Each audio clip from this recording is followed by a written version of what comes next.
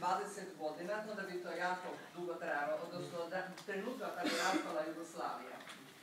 A zato sam za danas razmišljala kaj da vam velim i onda sam se sjetila jednog detalja kad sam bila kod predsjednika države, kod predsjednika Republike, kad sam dobila orden predsjednika, ja sam ipak živjela u Sloveniji 40 godina, za mene je to bilo veliko uzbuđenje, velika čast i veliki ponos i to primanje izgledalo, stajali smo si sučelice, iza njega su bili njegovi savjetnici, iza mene su stajali 5 ljudi koje sam ja smjela pozvati na taj prijem i ostali.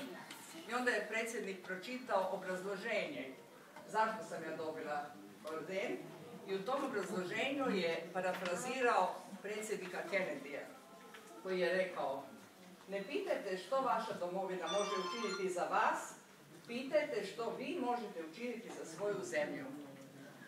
Tu je bilo sublimirano to što sam ja radila. Onda sam ja morala njemu odgovoriti na to, na cijelo to obrazloženje. I bila sam strašno uzbuđena i apsolutno nisam uspjela izgovoriti, ali danas budem. Samo ljudi otvorenog srca i duše odu od kuće i negdje drugdje saviju gnijezdo i sagrade dom. Nikada nećemo saznati bili postali to što jesu, da nisu tamo gdje su.